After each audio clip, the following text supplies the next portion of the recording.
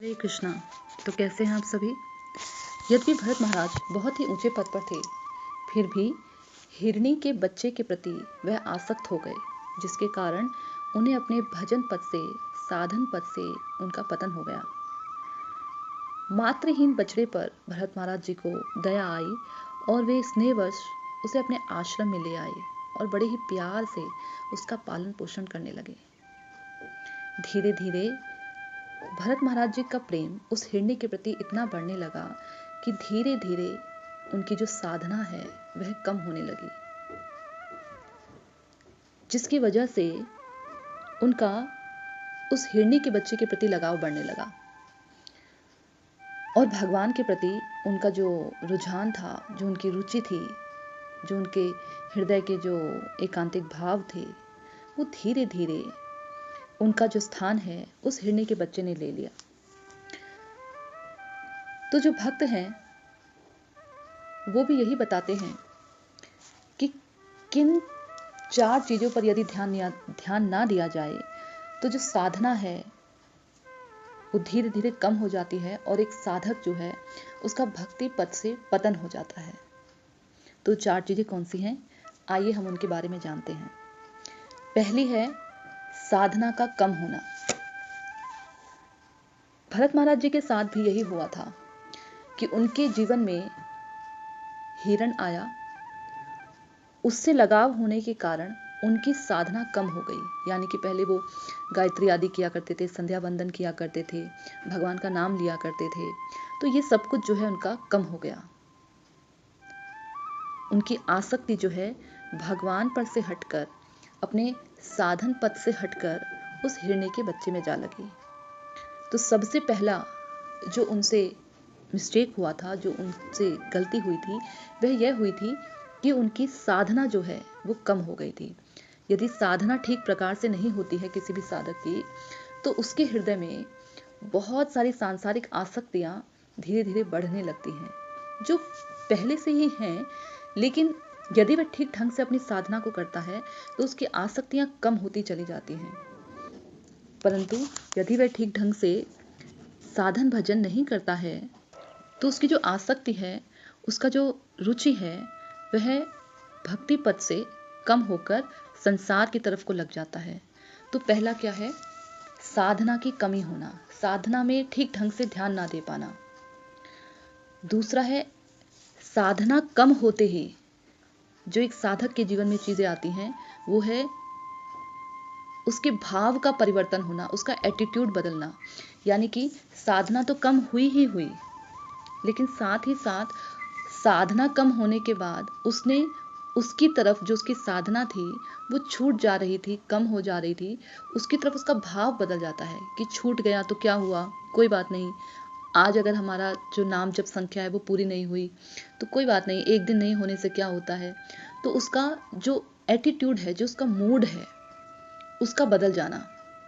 साधना कम हुई, साधना कम होने के बाद जो दूसरा चीज आया एक साधक के जीवन में, वो यही आया कि उसका जो भाव है अपनी साधन पद्धति को लेकर, उसका बदल जाना, उस भाव का बदल जाना। यानी कि एक साधक को यदि उसकी साधना कम होती है तो उसको उसके लिए गिल्टी फील होना चाहिए कि मेरी साधना मैं ठीक ढंग से नहीं कर पा रहा हूँ, जिस प्रकार से शास्त्रों में गुरु वैष्णव ने बताया है उस प्रकार से मेरी साधना नहीं हो रही है। तो उसके लिए इसको गिल्टी फील होना चाहिए। उसको इसके लिए दूसरे भक्तों से, अपने वरिष्ठ भक्तों से सहायता लेनी चाहिए, ना कि उसको ये सोच लेना चाहिए कि कोई बात नहीं, अगर ठीक ढंग से जो है आज मैंने गायत्री एक समय छोड़ दी तो कोई बात नहीं, क्या होता है, जब मेरा पूरा नहीं हुआ, जब संख्या मेरी पूरी नहीं हुई तो क्या हुआ, कोई बात नहीं। इस तरह से नहीं, उसका जो एटीट्यूड है, जो मूड है, वो नहीं बदलना चाहिए। यानी कि उसकी अगर साधना कम हो रही है तो साधना कम होने के कारण उसको गिल्ट फील होना चाहिए और उसको अपनी हृदय की बातों को वरिष्ठ वैष्णव के सम्मुख में रखना चाहिए ताकि वह उनकी सहायता कर सके। उसके बाद जिस साधक की साधना कम हो जाती है और जो साधक अपनी साधना को इग्नोर करने लगता है, उसको गिल्ट फील नहीं होता, उसके बाद आता है साधना को बस एक रिचुअल की तरह लेना। ये साधक के जीवन में तीसरा जो पड़ाव है वो आता है। यानी अब वह जो उसकी साधना है, जो उसका भजन है, उसको वह एक रोबोट की तरह, एक यांत्रिक तरीके से करने लग जाता है, क्योंकि धीरे धीरे उसकी रुचि कम होने लग जाती है, सांसारिक विषयों की तरफ उसकी रुचि बढ़ने लग जाती है। तो वह एक रिचुअल की तरह, एक केवल रिवाज लेकर जो है उस साधना को करने लगता है। कोई रस नहीं, कोई उत्साह नहीं होता उसको। तो साधना कम होने से उसका मूड बदलता है, यानी वह अपनी साधना को इग्नोर करने लगता है, और उसके बाद जो वो भजन कर रहा होता है थोड़ा बहुत भी, वो एक दिनचर्या की तरह से उसके जीवन में चलने लग जाता है। सुबह उठा, मंगला आरती की, हरि कथा सुनी, लेकिन उन सब में जो है एक उत्साह नहीं होता। क्यों कर रहा है ये नहीं, केवल एक रीति रिवाज तौर पर वह अपनी साधना को करने लग जाता है। उसके बाद वही साधक धीरे धीरे रेस्टलेस हो जाता है, यानी कि अब वह अपनी साधना को छोड़ देता है। धीरे धीरे उसकी साधना छूट जाती है, और यही साधना का छूटना है पतन। आध्यात्मिक जीवन में, आध्यात्मिक पथ से उसके पतन होने की निशानी। तो क्यों उसका आध्यात्मिक पतन हुआ? क्योंकि उसने सबसे पहले, जो सबसे प्रमुख है, अपनी साधना पर उसने ठीक ढंग से ध्यान नहीं दिया। यदि वह ठीक ढंग से एकाग्रचित होकर भगवान का नाम लेता, अपनी संध्या वंदना जो गायत्री है उसको समय से ठीक ढंग से करने का प्रयास करता, मन लगे चाहे ना लगे, लेकिन फिर भी अपनी साधना को नियम पूर्वक यदि वह करता, तो वह आध्यात्मिक पद से, अपने भक्ति पद से उसका कभी भी पतन नहीं होता। बाकी की जो 3 कारण हैं वो उसके जीवन में कभी ना आते, जिस प्रकार से महाराजा भरत के जीवन में आए। महाराजा भरत उस हिरण से इतने आसक्त हो गए कि उन्होंने अपनी साधना कम कर दी। साधना कम हुई तो उनको इस बात का कोई भी दुख या शोक नहीं हुआ कि मेरी साधना कम हो रही है, मैं पहले जैसा करता था वैसा नहीं कर पा रहा हूँ। उनको इस बात का दुख नहीं हुआ। धीरे धीरे उनकी जो वो साधना थी उसका स्थान केवल बस एक यांत्रिक तरीके से जो साधना चलती है उसने ले लिया। और फिर एक दिन ऐसा आया कि महाराज भरत ने पूरी तरह से जो है अपने भजन पद को छोड़ दिया और हिरण के ऊपर आसक्त हो गए। और जब उनका अंतिम समय आया तो वो हिरण को ही याद करते रहे। उन्हें अपने जो भजन है उसकी याद उन्हें नहीं आई, हिरण के बच्चे की उन्हें याद आई। और अगला जन्म जो उनका हुआ तो उन्होंने हिरण के भाव में, हिरण को याद करते अपने शरीर को त्यागा था, तो अगला जन्म भी उन्हें हिरण का प्राप्त हुआ। दूसरी तरफ हम देखते हैं शिवानंद सेन, जो कि महाप्रभु के पार्षद गण हैं। उन्होंने भी एक कुत्ते का उद्धार किया था। उन्होंने भी कुत्ते का इसी तरीके से उसे स्नेह दिया था, उसे महाप्रसाद दिया था। हाँ, लेकिन शिवानंद सेन उस कुत्ते के उद्धार करते समय उस पर आसक्त नहीं हुए थे। उन्होंने ये नहीं किया था कि उन्होंने अपनी साधना को कम कर दिया उस कुत्ते के चक्कर में, इसलिए उन्होंने उस कुत्ते का उद्धार किया। उनका उद्देश्य था कि उस कुत्ते का उद्धार करना, लेकिन महाराजा भरत का उद्देश्य हिरण का उद्धार करना नहीं था। उसके स्नेह पाश में इतना बंध गए थे कि उस हिरण के चक्कर में वह अपनी साधना को, अपने भजन को भूल बैठे, और यही हो गई उनसे भूल।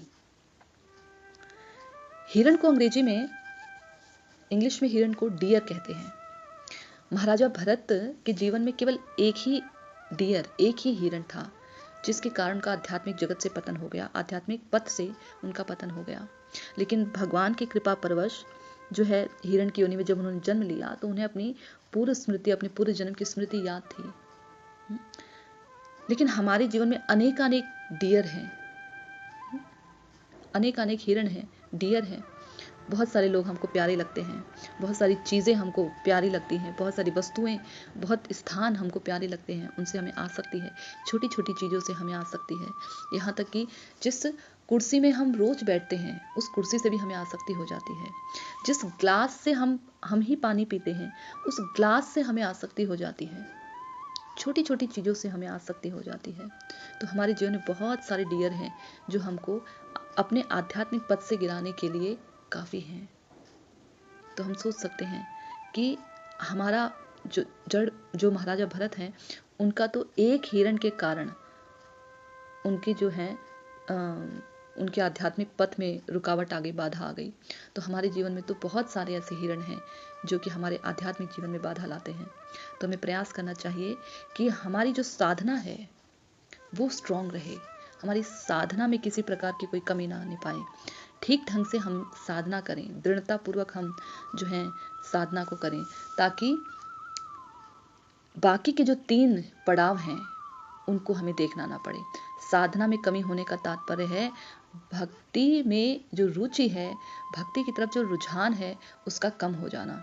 इसलिए साधना जो है हमारी बहुत स्ट्रांग होनी चाहिए, जो कि हमें गिरने से, आध्यात्मिक पथ पे गिरने से, उसमें पतन होने से हमारी रक्षा करती है। हरे कृष्णा।